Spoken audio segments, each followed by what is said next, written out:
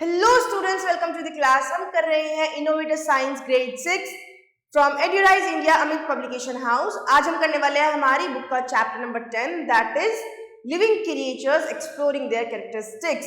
तो सबसे पहले हम जानेंगे हमारे चैप्टर से हमें क्या क्या आउटकम्स मिलने वाले हैं, हमें लास्ट तक क्या क्या चीजें पता चल जाएंगी। That is things around us, similarities between living and non living things, differences between living and non-living things, essential conditions for germination of seed, growth and movement in plants, life cycle of a plant, life cycle of animals। तो यहाँ पे आपको सबसे पहले एक activity दी गई है, आपको एक रूम की फोटो दी गई है, उसमें से आपको लिविंग थिंग्स और नॉन लिविंग थिंग्स आइडेंटिफाई करनी है। जैसे कि आप सोफा, टेबल और अलमीरा को आप नॉन लिविंग थिंग्स में कैटेगराइज कर सकते हैं। देन आप प्लांट, कैट, इनको आप लिविंग थिंग्स में कैटेगराइज कर सकते हैं। Now moving ahead, things around us. The presence of life on earth is unique feature of this planet. हमारी अर्थ पे जो लाइफ पॉसिबल है वो हमारे प्लेनेट का एक बहुत ही अद्भुत फीचर है, यूनिक फीचर है, क्योंकि हमारे अर्थ के अलावा और कहीं लाइफ पॉसिबल नहीं है। We see a wide variety of living organism around us. हमारे आसपास बहुत तरह तरह की वेराइटीज हैं। These organisms not only interact among themselves but also with their surrounding environment। और ये चीजें सिर्फ आपस में इंटरेक्शन नहीं करती हैं, अपने सराउंडिंग से भी, अपने एनवायरनमेंट के साथ भी इंटरेक्ट हैं। Now what? The environment also consists of many non-living components। साथ ही हमारे एनवायरनमेंट में बहुत सारे नॉन लिविंग कंपोनेंट्स भी हैं। Thus we can say that the world around us is made up of both living and non-living things। तो हम कह सकते हैं कि हमारी दुनिया जो है वो living things and non living things दोनों से मिलकर के बनी हुई है। We see a variety of things around us. Dogs, plants, you, your teacher and birds are example of living beings. Fan, window, your house and cycle are example of non-living things। कुछ इन्होंने living things के example दिए हैं, जैसे कि आप, आपके teachers, dogs, plants और बर्ड्स, ये सब क्या है? लिविंग है। नॉन लिविंग में क्या बताया? फैन हो गया, विंडो, आपका घर, साइकिल, गाड़ी, ये सब हमारे क्या है? नॉन लिविंग थिंग्स है। Now all living organism live for a certain period of time. This period is known as the life span. अब लिविंग चीजें जो हैं, लिविंग थिंग्स जो हैं, वो सर्टेन टाइम के लिए ही जीवित रहती हैं। अब उस जो टाइम पीरियड है ना, उसको बोलते हैं उनका लाइफ स्पैन। क्या बोलते हैं? Life span. Living organism are born, they grow, change their shape and size and finally die. Living organism क्या करते हैं? पहले वो जन्म लेते हैं, उसके बाद वो ग्रो करते हैं, फिर उनकी शेप, साइज टाइम के साथ साथ चेंज होता है, फाइनली एक दिन उनको जाना होता है, दे फाइनली डाई। नाउ आपको एक्टिविटी फर्स्ट दी गई है और करना क्या है? आपको लिविंग थिंग्स और नॉन लिविंग थिंग्स को क्लासिफाई करना है। यहाँ पे आपको क्लासरूम के कुछ चीजें लिख के दी गई हैं, आपने बताना है, एक आइडिया लगाना है कि वो लिविंग है या नॉन लिविंग है, फिर उसका रीजन बताना है कि आपने ये गेस किया तो क्यों किया, फिर करेक्ट आंसर बताना है, देन फाइनली कि रीजन क्या है करेक्ट आंसर का। जैसे कि फर्स्ट इन्होंने बोला है पेंसिल, तो बच्चों ने आइडिया लगाया कि वो नॉन लिविंग है। रीजन क्या है? क्योंकि वो ग्रो नहीं करती, वो खाना नहीं खाती। और करेक्ट आंसर भी क्या है कि yes it is non living because it can not move, eat, grow and respire. Similarly इसी तरीके से आपको पूरी टेबल कंप्लीट करनी है and that's your activity. Now similarities between living and non living things. Living things और non living things के बीच में सिमिलैरिटी क्या है? How would you classify something as living thing और non living thing? Despite the obvious difference between the living things and the non-living things, there are a few similarities between them। देखो कुछ differences तो होते हैं जो हमें साफ साफ नजर आ जाते हैं, बट सिमिलैरिटीज क्या है लिविंग थिंग्स में भी और नॉन लिविंग थिंग्स में भी। For example, both living and non living things are made up of matter. एक तो ये बात हो गई कि दोनों ही मैटर से बन करके तैयार है। लाइक लिविंग थिंग्स का भी कुछ मास होता है, वो भी कोई स्पेस ऑक्यूपाई करते हैं। Same goes for non living things, उनका भी मास होता है, वो भी स्पेस ऑक्यूपाई करते हैं। दोनों ही मैटर से मिलके बने हैं, दोनों के अंदर ही टिनी पार्टिकल्स या टिनी सेल्स जो भी हम बोल सकते हैं वो प्रेजेंट होती हैं, which can not be seen with necked eyes. और जो वो टिनी पार्टिकल्स हैं वो हम अपनी नेक्ड आई से देख भी नहीं सकते, उसको देखने के लिए हमें क्या चाहिए? हमें माइक्रोस्कोप की जरूरत पड़ती है। So this is the basic similarity. Now let's talk about the difference between living and non living things. Living beings exhibit some unique characteristics which those of non-living things do not have। Living beings के पास कुछ ऐसी characteristics होती हैं जो non living के पास बिल्कुल भी नहीं होती। Just like these features are growth. क्या क्या है? ग्रोथ हो गई, न्यूट्रिशन हो गया, मूवमेंट हो गई, रिप्रोडक्शन हो गया, एक्सक्रीशन हो गया। ये सब लिविंग बीइंग्स तो कर पाते हैं बट नॉन लिविंग बीइंग्स नहीं कर पाते। अब इनको हम डिटेल में पढ़ेंगे। जैसे कि सबसे पहले हमने पढ़ना है मूवमेंट के बारे में। Movement is an important feature of living organism. Living organism का एक बहुत ही इंपॉर्टेंट फीचर है मूवमेंट यानी हलचल। मूवमेंट कैन बी एक्सटर्नल और इंटरनल। मूवमेंट एक्सटर्नल भी हो सकती है जैसे कि आपके हाथ हिलाना, और इंटरनल जैसे कि बॉडी के अंदर ब्लड की सप्लाई होना। These movements may or may not be involve a change in the position of organism। और जरूरी नहीं है कि मूवमेंट हो रही है तो ऑर्गेनिज्म की पोजीशन चेंज होगी। It's not necessary. Animals exhibit locomotion, that is they can move from one place to another in search of food and shelter or to escape from their enemies। और ये भी देखा जाता है कि animals जो हैं वो लोकोमोशन करते हैं। What is locomotion? लोकोमोशन होता है एक जगह से दूसरी जगह जाना इन सर्च ऑफ फूड। या तो आपको खाने की तलाश है, या आपको घर की तलाश है, मतलब रहने के लिए कोई जगह चाहिए, या फिर आप अपने दुश्मनों से बच रहे हो। तो इन चीज़ों के लिए जानवर जो है लोकोमोशन करते हैं। बट ये भी एक तरह की मूवमेंट है, बट इट्स नॉट नेसेसरी कि आपकी सारी मूवमेंट्स में आपकी पोजीशन चेंज होगी। Okay, now plants do not move from one place to place. अब हम कह सकते हैं कि प्लांट्स तो एक जगह से दूसरी जगह नहीं जाते। अगर मैंने कोई प्लांट लगाया है तो वो उसी जगह ग्रो करेगा, तो उसकी मूवमेंट्स अलग हैं, ठीक है। But they show some internal movements. वो उनके अंदर क्या चलती है? इंटरनल मूवमेंट्स चलती है। In addition to the internal movements plants also show certain external movements. साथ साथ वो एक्सटर्नल मूवमेंट्स भी करते हैं, जैसे कि the leaves of mimosa pudica touch me not drupe when touched. एक प्लांट होता है मिमोसा पुडिका, ये उसका साइंटिफिक नेम है, और उसका कॉमन नेम क्या है? Touch me not plant. अब उसको जब आप टच करते हो ना तो उसकी पत्तियां जो होती है वो सिकुड़ जाती हैं, वो अपने आप को कोलैप्स कर लेती हैं, वो उसके कैरेक्टरिस्टिक्स है। The leaves of another plant Neptunia lutea, yellow puff जिसको हम बोलते हैं, वो भी बंद हो जाता है जब उसको टच किया जाता है, या फिर रात में, या फिर किसी क्लाउडी वेदर वाले दिन वो भी अपने आप को बंद कर लेता है ऐसे।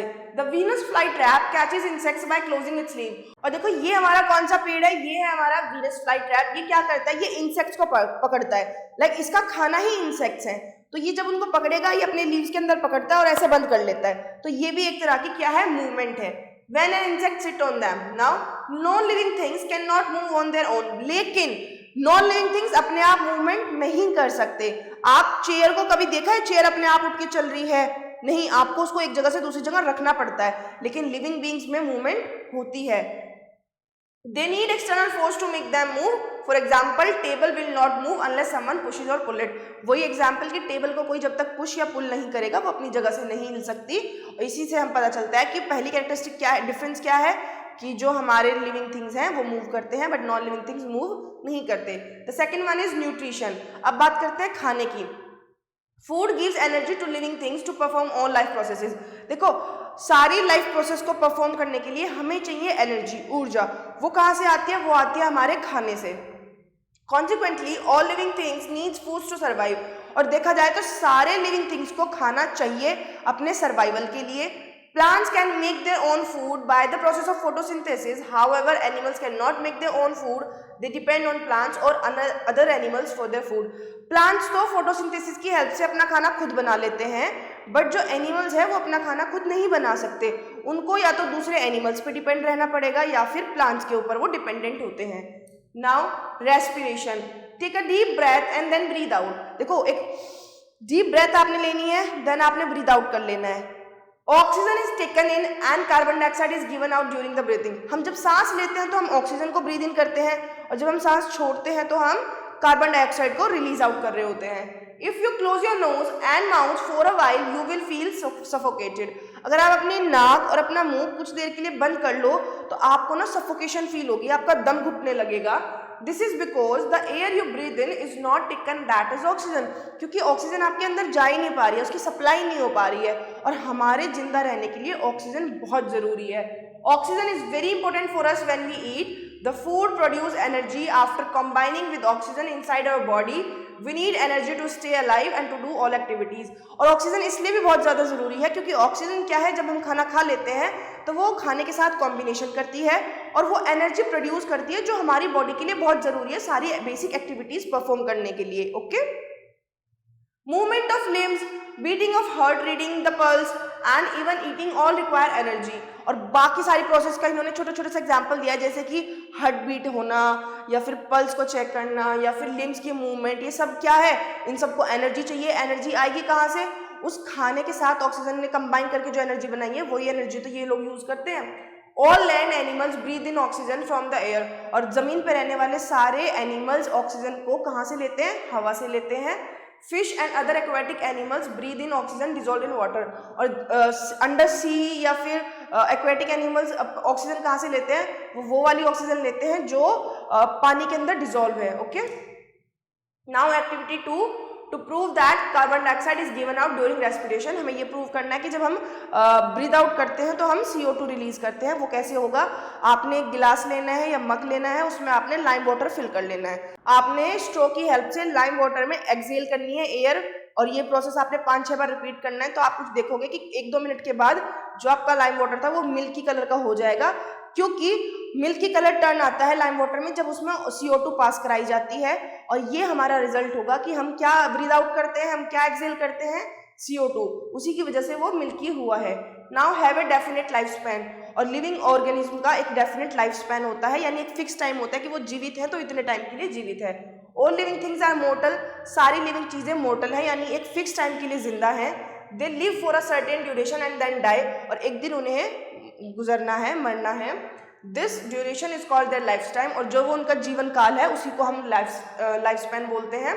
The life span of different organism are not the same, लेकिन सबका लाइफ स्पैन सेम हो ये जरूरी नहीं है। Plants also have a life span but it is not same as in animals. Plants का अपना लाइफ स्पैन है, एनिमल्स का अपना लाइफ स्पैन है, और दोनों ही एक दूसरे के सेम नहीं है। Now excretion. एक्सक्रीशन क्या है? Excretion is the process through which waste products are expelled from the body of a living things during breathing. Animals inhale oxygen and exhale carbon dioxide as a waste product. देखो हम क्या करते हैं, excretion है हमारी body से waste का बाहर जाना। अब एनिमल्स क्या करते हैं, जब वो ऑक्सीजन लेते हैं ब्रीदिंग के टाइम, तो जब वो एक्सहेल करते हैं तो वो CO2 बाहर रिलीज कर देते हैं as a waste product. Now small pores are called stomata in the leaves of plant, allow CO2 and water vapours to be release. और प्लांट्स के अंदर भी क्या है, छोटे छोटे पोर्स होते हैं जिनको हम स्टोमेटा बोलते हैं, वहां से भी एक्सेस वाटर या CO2 रिलीज आउट कर दिया जाता है। Animal excretes the waste product after digestion, और एनिमल्स अपना डाइजेशन करने के बाद जो वेस्ट प्रोडक्ट बॉडी में रहता है उसको एक्सक्रीट कर देते हैं। किस फॉर्म में? इधर स्टूल्स और यूरिन और या फिर आपका स्वेट के फॉर्म में बॉडी से वो रिलीज आउट कर देते हैं सारी चीजें। Now respond to stimuli. What is stimuli? What happen if you accidentally touches a hot utensil? अगर आपने किसी गर्म बर्तन को एकदम से हाथ लगाया तो आप क्या करोगे? आप एकदम से अपना हाथ विड्रॉ कर लोगे, right? You quickly withdraw your hand. Withdrawing your hand is a response. और यही क्या था? ये आपका response था। The cause of the response is called stimulus. और जो response करा रहा है उसका कारण क्या है? जो कारण होता है वही stimulus कहलाता है। जैसे कि the stimulus in this case is the hot utensil, और इस केस में हमारा stimulus क्या है? हमारा गर्म बर्तन। Why do the leaves of mimosa plant or touch me not as it is commonly called droop if something touches? वैसे ही जो हमने पढ़ा है टच मी नॉट प्लांट है, वो टच करते ही ऐसे ड्रूप क्यों हो जाता है, सिकुड़ क्यों जाता है? क्योंकि उसके अंदर टच का स्टिमुलस है। Touch is the stimulus to which the sensitive plant respond by folding it leaves, और उसको यही पता है कि जैसे ही कोई मेरे को टच करेगा मुझे अपनी लीव्स को फोल्ड कर लेना है, क्योंकि उसके अंदर स्टिमुलस ही ये फीडेड है। Now this response of the plant to a light is known as phototropism. अगर इसी तरह का कोई रेस्पॉन्स हम लाइट के प्रति देखते हैं किसी प्लांट में टुवर्ड्स द लाइट, तो हम उसको बोलेंगे phototropism. Okay, now to demonstrate that plant bends toward the source of light, phototrop. अब हमें फोटोट्रोपिज्म प्रूव करना है। करना क्या है, आपने पोट ले लेना है, उसमें प्लांट लगा हुआ होना चाहिए। अब कुछ दिनों के लिए आपको वो सनलाइट में रख देना है, बट होना ये चाहिए कि आपकी सनलाइट सिर्फ आधे हिस्से पे पड़ रही हो और डायरेक्शन से प्लांट पे सनलाइट ना आ रही हो।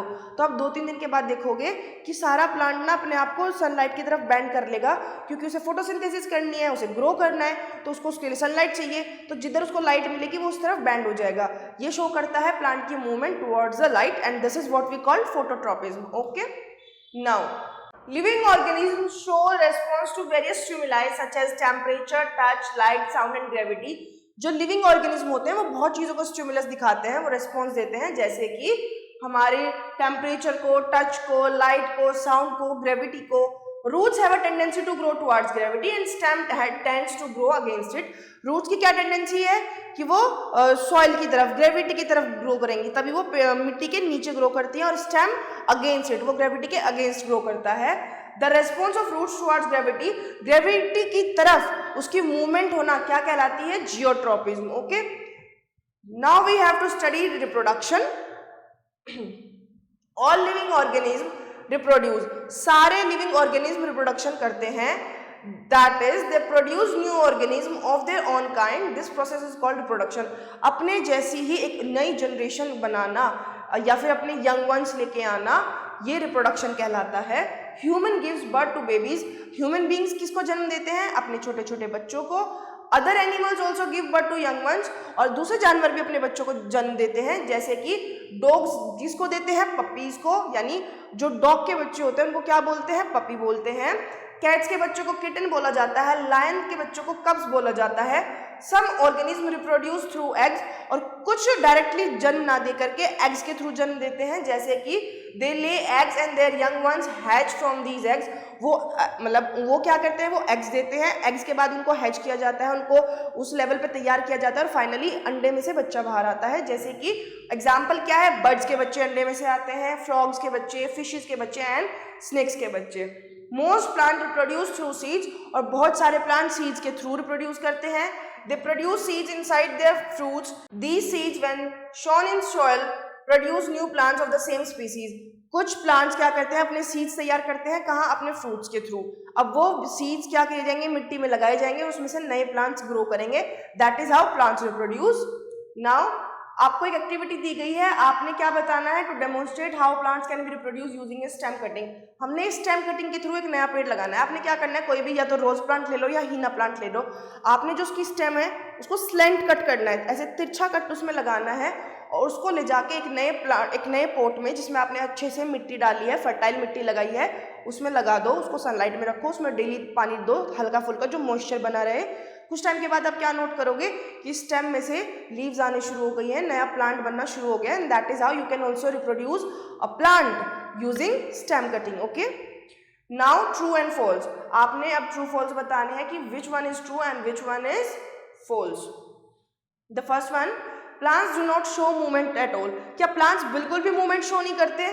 दिस इज फॉल्स, वो करते हैं। Reproduction is essential for the continuation of life on earth. Life को बनाए रखने के लिए अर्थ पे रिप्रोडक्शन जरूरी है। Yes, it's true. Now a seed grow into a plant when it is sown in soil. True. In plants exchange of gases occur through the gills. False. क्या plants में गिल्स के थ्रू रेस्पिरेशन होता है? Removal of waste from the body is an essential process. True. Done. Now moving ahead, essential conditions for germination of seed. अब एक seed के germinate कराने के लिए आपको क्या क्या जरूरी चीजें चाहिए, जैसे कि सीड रिमेन डोरमेंट और inactive until conditions are right for germination. All seed need water, oxygen and proper temperature to germinate. किसी भी सीड से नया प्लांट उगेगा ही नहीं अगर आप उसको प्रॉपर कंडीशंस नहीं करके दोगे। उसको प्रॉपर एयर चाहिए, उसको प्रॉपर लाइट चाहिए, उसको टेम्परेचर चाहिए, उसको एनवायरनमेंट वैसा चाहिए कि वो ग्रो कर सके। जैसे कि some seed require proper light also, some germinate better in full light while others require darkness to germinate. कुछ लाइट में ग्रो करते हैं, कुछ डार्कनेस में ग्रो करते हैं। When a seed is exposed to the proper conditions, water and oxygen are taken in through the seed's coat. To grow from a seed into a plant, seed needs few important things. कौन कौन सी चीज़ें चाहिए? देखो, पानी चाहिए। Seed need water to start growing. उसको पानी चाहिए ग्रो करने के लिए। Water helps the seed swells up and begin the growth process. उसको जो हमारा सीड हमने लगाया उसको स्वेल करना है, उसको फूलना है, उसमें से फिर बाहर की लेयर हटेगी, उसमें से फिर हमारा छोटा सा सीडलिंग निकलेगा।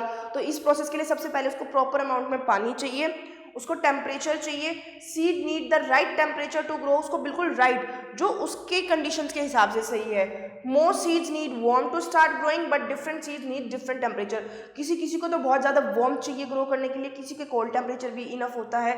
तो हर सीड का अपना एक अलग टेम्परेचर रिक्वायर होता है। ओके, नाउ आपको एक एक्टिविटी करनी है। आपने क्या करना है? आपने 4 एक जैसे पोर्ट्स ले लेने हैं, उन पे नंबर कर दो 1 2 3 4। अब चारों पोर्ट्स में आपने 4 सीड्स लगाने हैं। किस चीज़ के? बीन सीड्स लगाने हैं। अब आपने अलग अलग कंडीशंस करनी है। जैसे कि पहले पोर्ट को आपने क्या करना है, उनमें आप अच्छे से मिट्टी लगाओ। मिट्टी लगाने के बाद उस पर 4 सीड डालो, 4 एक में 4 एक में 4 एक में 6। आपने 16 सीड्स को अच्छे से लगा लेना है। पहले जो आपने पोर्ट लिया है, पोर्ट नंबर 1, उसको डायरेक्टली सनलाइट में रख दो, उसमें पानी नहीं देना, कुछ नहीं करना। पोर्ट नंबर 2 में आपने बहुत ज़्यादा पानी कर देना, इतना कि वो उसके पोट के सरफेस तक आ जाए, वो अच्छे से पानी, और उसको ले जाके सनलाइट में रख दो। तीसरे पोट में आपने डेली थोड़ा थोड़ा पानी डालना है ताकि मिट्टी में मॉइस्चर बना रहे। बट एक और चीज़ इसमें रखनी है कि आपने पोट को डार्क स्पॉट पे रखना है, सनलाइट प्रोवाइड नहीं करानी। But the fourth one, last one में आपने थर्ड वाले की तरह रोज़ थोड़ा थोड़ा पानी देना है, बट उसको सनलाइट में भी रखना है। अब आप क्या ऑब्जर्व करोगे, आपने ऑब्जर्व जो किया कि पहले वाले को एयर मिली, सन मिला, पर पानी नहीं मिला। दूसरे वाले को हवा नहीं मिली, लेकिन उसमें पानी बहुत ज़्यादा था और उससे सनलाइट बहुत अच्छी मिल रही थी। नाउ थर्ड वाले को एयर भी प्रोवाइड कराई गई, वाटर भी प्रोवाइड कराया गया, बट सनलाइट नहीं, और लास्ट वाले को सारी चीज़ें प्रोवाइड कराई गई। तो फाइनल कंक्लूजन आप देखोगे कि इन तीनों में कुछ नहीं हुआ, बट लास्ट वाले में सीड जर्मिनेट कर जाएगा। Okay, now seed also need oxygen and light. Seed needs air to grow, they use oxygen to help them change from a seed into a plant, and some seeds need light to grow while others can grow in the dark. It depends on the type of seed. ये अलग अलग seeds के type पे भी depend करता है। Now growth and movements in plant. अब plants में कौन कौन सी मूवमेंट्स होती हैं, कैसे ग्रो करता है प्लांट। ग्रोथ देखो, once the seed has germinated the plant needs a few more things to grow. एक बार सीड जर्मिनेट हो जाए उसके बाद उसे कुछ और चीज़ें भी चाहिए ग्रोथ के लिए, जैसे कि sunlight, right. Plant need sunlight to make the foods through a process called photosynthesis. Plants को क्या चाहिए, सनलाइट चाहिए अपना खाना बनाने के लिए। किस प्रोसेस के थ्रू, फोटोसिंथेसिस के through. Sunlight helps them to grow strong and healthy. Sunlight उनकी हेल्प करती है ताकि वो और ज़्यादा स्ट्रॉन्ग हो सके, हेल्दी बन सके। Nutrients, plant need nutrients from the soil to grow. उनको मिट्टी से ग्रो करने के लिए न्यूट्रिएंट्स चाहिए। These nutrients help them build their stem, leaves and flowers. इसी न्यूट्रिएंट्स की वजह से वो अपने स्टेम बना सकते हैं, अपने फ्लावर्स बना सकते हैं, अपने आप को अच्छे से ग्रो कर सकते हैं, उनकी लीव्स आती हैं। Now water. Plant needs regular water to stay hydrated and healthy. उनको हाइड्रेट और हेल्दी रहने के लिए टाइमली पानी चाहिए। ये नहीं कि आप पूरे महीने का पानी एक दिन में दे दो, वो खराब हो जाएगा। एक्सेस वाटर भी पानी की रूट्स जो है बेकार कर देता है, लेकिन आपको टाइमली मॉइस्चर प्रोवाइड कराना है।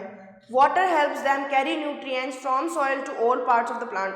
क्योंकि जब पानी को वो सक करेंगे, अपने अंदर लेंगे, तो पानी के थ्रू ही वो साथ में मिट्टी से न्यूट्रिएंट्स लेते हैं। Okay, now plant movements. Plant don't move like animals but they do have some interesting movements. Plants animals की तरह मूव नहीं करते, उनकी अपनी कुछ अलग अलग इंटरेस्टिंग मूवमेंट्स होती हैं, जैसे कि ग्रोइंग टुवर्ड्स लाइट, लाइट की तरफ ग्रो करना। हमने अभी पढ़ा है phototropism. Plants grow towards the light to get more sunlight for making food, ताकि उन्हें और ज़्यादा सनलाइट मिले ताकि वो अपना खाना बना सके। Now opening and closing of flowers, ये भी एक तरह की मूवमेंट है। Some plants open their flowers in the morning and close them at night. कुछ अपने फ्लावर्स को सुबह खोलते हैं और रात को वापस से बंद कर लेते हैं। These conditions and movements help plant grow, stay healthy and make sure they get everything to live and thrive. अब ये मूवमेंट्स क्या करती हैं, प्लांट को हेल्दी रखती हैं, उनको ग्रो करने में हेल्प करती है और बेसिक सारी चीज़ें प्रोवाइड करती हैं, लाइक वो अपने आप को अच्छे से सर्वाइव करा सकें। Now activity 6, to grow beans to observe plant growth and movement. आपने क्या करना है, आपने जर्मिनेशन दिखानी है। आपने एक पोट ले लेना है, उसमें अच्छे से मिट्टी लगानी है। देन आप एक सीड प्लॉट करोगे, उसको पानी दोगे, उसको सनलाइट में रखोगे। धीरे धीरे आप देखोगे कि उसमें से सीडलिंग निकला है, उसकी रूट्स ग्रो कर रही हैं, बेबी प्लांट आया है, फिर वो ग्रो करेगा, फिर उस पर फ्लावर्स आएंगे, फिर वो एक प्रॉपर प्लांट में कन्वर्ट हो जाएगा। Now life cycle of a plant. अब लाइफ साइकिल क्या है, देखो सीड होता है, फिर सीड विद लीव्स आएगा, फिर सीडलिंग स्टेज आएगी, स्मॉल ट्री होगा, ग्रोइंग ट्री होगा एंड फाइनली मैच्योर ट्री बन जाएगा जिसपे फ्रूट्स आ जाएंगे। अब इसकी स्टेज वाइज हमें पढ़ना है। सबसे पहले seed stage. Seed, a plant's life start as a seed. एक प्लांट की लाइफ कैसे स्टार्ट होती है, एक सीड की तरह से। Inside the seed is a tiny plant and some foods to help it start growing. Seed के अंदर से ही एक छोटा सा प्लांट ग्रो करता है, जो कि बाद में चल के उसको बड़ा प्लांट बनने में हेल्प करता है। Seed can be of different shape, size and colours. और सीड कैसे भी साइज के, शेप के और कलर के हो सकते हैं। Germination, now soaking. When a seed gets water it begins to swell and soften. जब एक सीड को पानी मिलता है तो वो स्वेल अप करता है, वो सॉफ्ट होना शुरू हो जाता है। फिर उसमें से स्प्राउटिंग होती है, वो फूटता है, उसमें से एक छोटा सा बेबी प्लांट निकलता है, छोटी सी स्टेम निकलेगी, उसमें से फिर एक दो पत्तियां निकलनी शुरू होंगी, फिर धीरे धीरे और पत्तियां बनेंगी। The seed's outer covering break opens and a small root starts to grow down into the soil. सबसे पहले इसमें से एक रूट निकलेगी, वो जमीन के अंदर ग्रो करना शुरू करेगी। A shoot begins to grow upward, और एक शूट निकलेगी, वो जमीन के ऊपर ग्रो करना शुरू करेगी। पुशिंग थ्रू द सॉइल, और वो सॉइल कहाँ से होती है, वो मिट्टी में से निकल रही होती हैं। Now seedling stage growth, the small shoot grows into a young plant called seedling. धीरे धीरे जो शूट निकली थी वो थोड़ी सी बड़ी होगी, उस पर 1-2 लीव्स आएंगी, उन छोटे से यंग प्लांट को हम क्या बोलते हैं, सीडलिंग बोलते हैं। It starts to develop leave and stem, अब उसमें से धीरे धीरे पत्तियां आएंगी, स्टेम बनेगी। रूट्स क्या करेंगे, the roots grow longer and spread out to observe water and nutrients from the soil. जो वो एक रूट निकली थी वो भी ग्रो करना शुरू करेंगी और फैलेंगी नीचे ताकि वो पानी ले सके, न्यूट्रिएंट्स ले सके सॉइल से। Now young plant development, the plant continues to grow bigger and stronger, the stem thickens and more leaf appears। धीरे धीरे वो छोटा सा सीडलिंग जो यंग प्लांट था वो बड़ा होना शुरू हो जाएगा। फोटोसिंथेसिस होगी, प्लांट्स अपना खाना बनाएंगे, अपने आप को वाटर, एयर, न्यूट्रिएंट्स देंगे proper. Now mature plant blooming, as the plant grows older it में डेवलप फ्लावर्स और कॉन्स। अब जैसे जैसे प्लांट बड़ा हो चुका है, एक मैच्योर लेवल पे आ गया है, उसमें फ्लावर्स आना शुरू होंगे, ठीक है। अब flowers are important because they help the plant reproduce. अब फूल क्यों जरूरी है, क्योंकि फ्लावर्स नहीं आएंगे तो वो रिप्रोड्यूस कैसे करेगा। फ्लावर के अंदर से ही जो हमारे पोलन ग्रेन्स होते हैं वो ट्रांसफर होते हैं दूसरे प्लांट पे और वहां से बनते हैं सीड बनते हैं, तो फिर वो गिरे, मतलब या तो हवा के थ्रू गिरते हैं या फिर एनिमल्स के थ्रू वो ट्रांसफर किए जाते हैं और इसी तरीके से हमारा दूसरा प्लांट रिप्रोड्यूस हो जाता है। Now reproduction, flowers have part that help make seeds. Flowers के अंदर ही ऐसा पार्ट होता है जो सीड्स बनाता है। सम फ्लावर्स नीड्स इंसेक्ट और wind to help move pollen to other flowers. अब कुछ फ्लावर्स को पोलन ट्रांसफर करने के लिए एनिमल्स की जरूरत होती है और कुछ में विंड ये है काम कर देती है, यानी जब हवा चलती है तब ये काम हो जाता है। नाउ सीड प्रोडक्शन, फर्टिलाइजेशन होता है। देखो, pollen from one flower move to the another flower helping the plants make seed. दूसरे फ्लावर से यानी मेल फ्लावर से पोलन ग्रेन्स आते हैं फीमेल पार्ट के पास, देन वो फर्टिलाइज होते हैं, उसके बाद सीड्स बनते हैं। फ्रूट सीड पोड, अब क्या होता है, सीड डेवलप इनसाइड फ्रूट और सीड पोड। अब जहाँ पे सीड बनना है वहाँ पे वो फर्टिलाइज होने के बाद सीड बनना शुरू हो जाता है। व्हेन दे आर रेडी, जब वो रेडी हो जाएगा बन करके, द फ्रूट और pod opens and the seeds are release. और वो वहाँ से क्या होंगे, जब वो बन जाएगा तो वो ओपन होगा और वहाँ से जो सीड बना था वो रिलीज आउट हो जाएगा। Now dispersal, seed spreads to new place. अब सीड को कहीं किसी नए प्लेस पे लगा दिया जाएगा। This can happen through wind, या तो वो हवा की वजह से हो सकता है या वाटर की वजह से या एनिमल्स की वजह से, या खुद ही वो टूट करके गिर जाते हैं। Spreading help seeds find new place to grow. अब वो किसी और जगह पे जाएंगे, फिर वो मिट्टी में जाएंगे या फिर सॉइल इरोजन की वजह से दूसरी मिट्टी आएगी और वहाँ पे फिर बारिश होगी। ये सेल्फ प्रोसेस होती है, खुद होता रहता है नेचर में। और कुछ हम लोग भी प्लांट करते हैं, हम सीड्स प्लांट करते हैं, हम पेड़ लगाते हैं, तो इस तरीके से प्लांट्स रिप्रोड्यूस करते हैं। ओके, नाउ साइकिल रिपीट्स, इसी तरीके से साइकिल रिपीट करती है अपने आप को। Once the seed land in suitable spot with water, sunlight and good soil, they start to grow into new plant. The life cycle begins again. Each stage is important for the plant's development and survival. This cycle helps plant reproduce and continues growing in different places.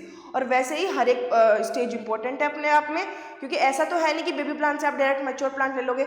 हर एक stage का अपना एक अलग importance है और ऐसी cycle repeat होती रहती है। और this is what we have studied life cycle of a plant. Now life cycle of animals, अब हमें क्या पढ़ना है, life cycle of animals. We have learn about the life cycle of a plant, हमने प्लांट की पढ़ी है अभी। We have seen that a plant goes through many changes in its life cycle. जैसे हमने देखा कि एक प्लांट अपनी लाइफ साइकिल में बहुत सारे चेंजेस से होके जाता है। Have you observe how animals grow over time, तो क्या आपने कभी ऑब्जर्व किया कि एनिमल्स ग्रो कैसे करते हैं टाइम के साथ साथ। Now life cycle of a mosquito, अब हमें क्या पढ़नी है, एक मॉस्किटो की life cycle. The life cycle of a mosquito has 4 main stage, उसकी 4 मेन स्टेज होती है। कौन कौन सी, egg, larva, pupa and adult. Each stage looks different and take place in different environment, हर एक स्टेज अलग दिखती है और उसको एक अलग एनवायरमेंट चाहिए। नाउ एग स्टेज, देखो ये हमारी एग स्टेज है, that is pupa, larva and mosquito. Okay, where mosquito lay their eggs on the surface of water. This can be pond, puddle or even in small containers like bucket or bird bars. देखो mosquitoes को क्या चाहिए, एक पानी का surface चाहिए egg ले करने के लिए। वो कोई भी जगह हो सकती है, वो पॉन्ड भी हो सकता है, पुडल्स भी हो सकते हैं, या फिर छोटे बकेट्स या फिर बर्ड बार्स भी हो सकती हैं। वो कहीं पे भी एग ले करके चले जाएंगे। Then the egg are tiny and can be laid singly और इन क्लस्टर्स। बहुत छोटे छोटे एग्स होते हैं, उनको वो एक एग भी ले कर सकते हैं, वो बहुत सारे क्लस्टर में भी हो सकते हैं। ठीक है, they are often shape like small ovals, उनकी शेप कैसी होती है, छोटे छोटे ओवल्स की तरह।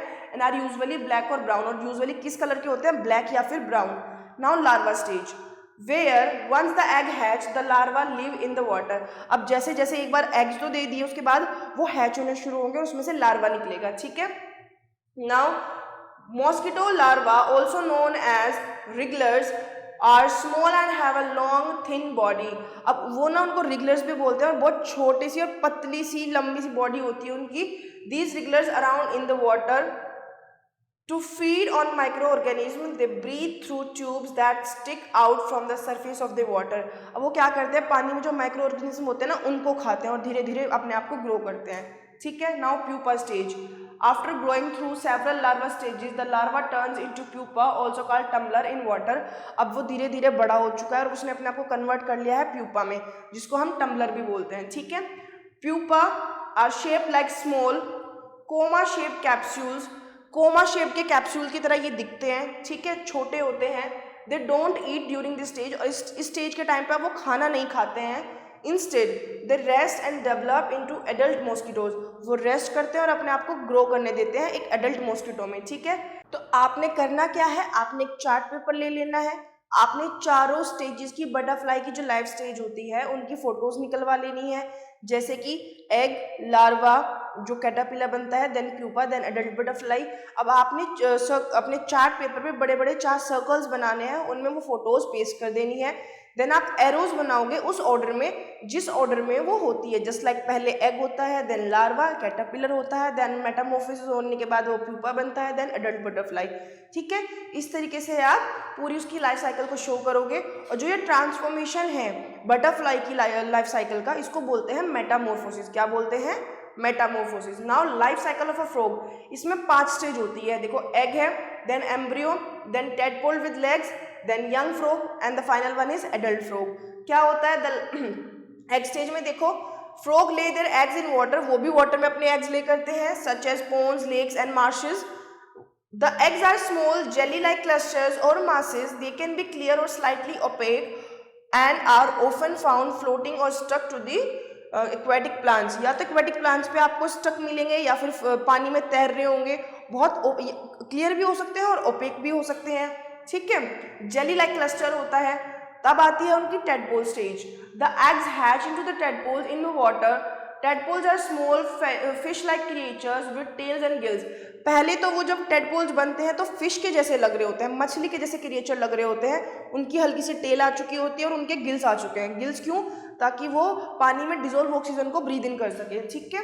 They live entirely in water, वो बिल्कुल पानी में रहते हैं पूरी तरह से, और पानी के अंदर के ही जो प्लांट्स होते हैं, एल्गी होती है, उनको खाना खाते हैं, मतलब अपना न्यूट्रिएंट्स वो वहाँ से लेते हैं। उसके बाद उनके लेग्स ग्रो करने शुरू कर जाते हैं। Now tadpole stage where legs grow, अब वो स्टेज आ चुकी है जहाँ टेडपोल के लेग्स ग्रो हो चुके हैं। As tadpole grow they undergoes metamorphosis gradually developing legs, अब उनमें भी मेटामॉर्फोसिस प्रोसेस हो रही है, उनके पैर आने शुरू हो चुके हैं धीरे धीरे। ड्यूरिंग दिस स्टेज के दौरान tadpole starts to grow hind legs first, पहले उनके पीछे वाले लेग्स आएंगे, तब उनके फ्रंट लेग्स आएंगे। Their tail begins to shrink, उनकी जो टेल थी वो श्रिंक होनी शुरू हो जाएगी। They start developing lungs for breathing air, और उनके धीरे धीरे गिल्स की जगह अब लंग्स आ चुके हैं। अब वो फिश से ज़्यादा एक हमारे फ्रॉग की शेप लेते जा रहे हैं, ठीक है। नाउ अडल्ट फ्रॉग स्टेज, अब वो अडल्ट फ्रॉग बन चुके हैं। कैसे, once fully developed frog leaves the water and can live both on land and in water, अब एक तरीके से वो पूरा फ्रॉग बन चुका है तो वो दोनों जगह रह सकता है, पानी में भी रह सकता है और लैंड पे भी रह सकता है। Adult frog have strong powerful legs for jumping and swimming, एक अडल्ट फ्रॉग के जो लेग्स होते हैं बहुत स्ट्रॉन्ग होते हैं, क्यों, वो जंप भी करता है, उसको स्विमिंग भी करनी है, तो उसके लिए उसके लेग्स स्ट्रॉन्ग हो चुके हैं। अब उनके पास ब्रीदिंग के लिए लंग्स हैं जो कि पूरी तरीके से फॉर्म हो चुके हैं। टेल लेस बॉडी है, टेल गायब हो चुकी है। Adult frog eat insects and small invertebrates, वो छोटे छोटे इन्वर्टिब्रेट्स या फिर इंसेक्ट्स को खाते हैं, वही उनका खाना होता है। अब समरी क्या थी, पहले एग्स होंगे लेड इन वाटर, पानी में दिए जाते हैं, फिर टेडपोल होगा जो कि फिश के जैसे नजर आते हैं, धीरे धीरे वो पानी के अंदर ही ग्रो करते हैं, फिर उनके टेडपोल्स की स्टेज आ जाती है जहाँ उनके लेग्स ग्रो करने शुरू करेंगे। पहले हिंड लेग्स होंगे, देन फ्रंट लेग्स होंगे, टेल गायब हो जाएगी, उनके लंग्स डेवलप होना शुरू हो जाएंगे, फाइनली एडल्ट फ्रॉग बन जाएगा। और जो हमारी ये लाइफ साइकिल है ये धीरे धीरे दिखाती है कि कैसे एक फ्रॉग एक छोटे से एग से पूरी तरीके से कन्वर्ट हुआ है। Now state true and false, आपने ट्रू फॉल्स बताना है कि कौन सी बात सच है और कौन सी झूठ। Now seed needs right temperature to grow, seeds को एक प्रॉपर टेम्परेचर चाहिए ग्रो करने के लिए, it's true. Plants life start as a seed, एक प्लांट की लाइफ एक सीड से शुरू होती है, true. Frog lay their eggs on land, false. Now know your scientist, हमारे कौन से साइंटिस्ट की बात की जा रही है? जगदीश चंद्र बोस की। इन्होंने, ये कौन थे? ये एक इंडियन साइंटिस्ट थे जिनका बर्थ 1858 में हुआ और डेथ 1937 में हुई। इन्होंने क्या किया? इन्होंने एक मशीन बनाई जिसका नाम था क्रेस्कोग्राफ। ये क्या रिकॉर्ड करती थी? ये प्लांट के रेस्पॉन्स रिकॉर्ड करती थी जो कि स्टिमुलस के थ्रू आते थे। किसके through? Light, heat, electricity and gravity के वजह से होने वाले जितने भी रिस्पॉन्स थे ये उसको नोट डाउन करते थे, ठीक है। नाउ सम ग्लोसरी, आपको कुछ वर्ड्स दिए गए हैं जो हमने चैप्टर में पढ़े, germination, photosynthesis, fertilization and reproduction. इनकी प्रॉपर डेफिनेशन यहाँ पे गिवन है, you can have a look. Now points to reflect, जल्दी से चैप्टर को सम अप करते हैं। हमने पूरे चैप्टर में क्या देखा कि हमारी अर्थ एक बहुत अच्छा सा प्लेनेट है जिस पे लाइफ पॉसिबल है, ये इसका यूनिक फीचर है।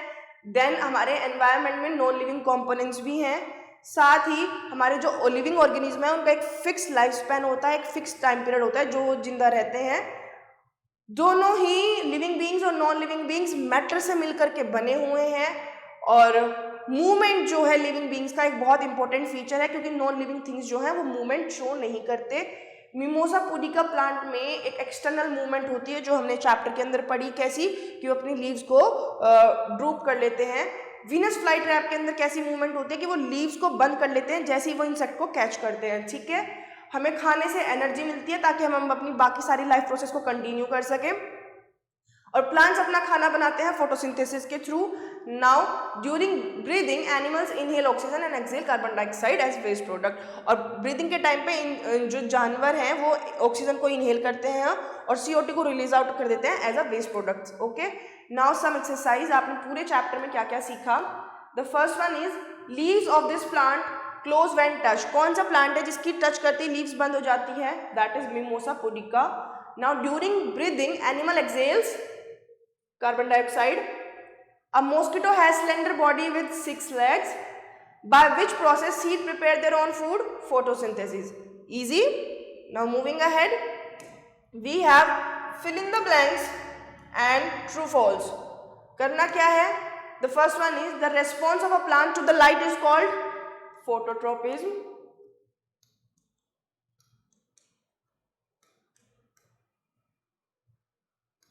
The second one, dash and dash are needed for germination of seed. Water and light. Next one, seed develops inside soil. As tadpoles grow, they undergoes metamorphosis.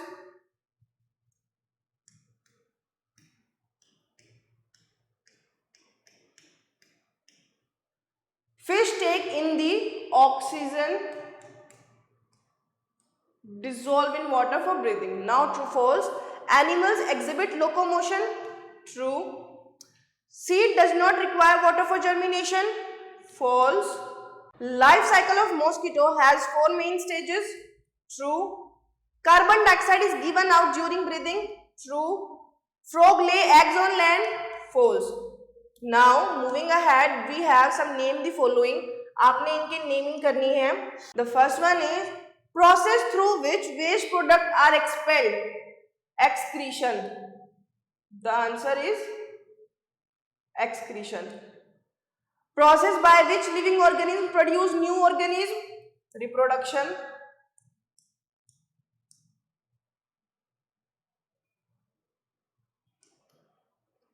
The next one, the response of roots towards gravity.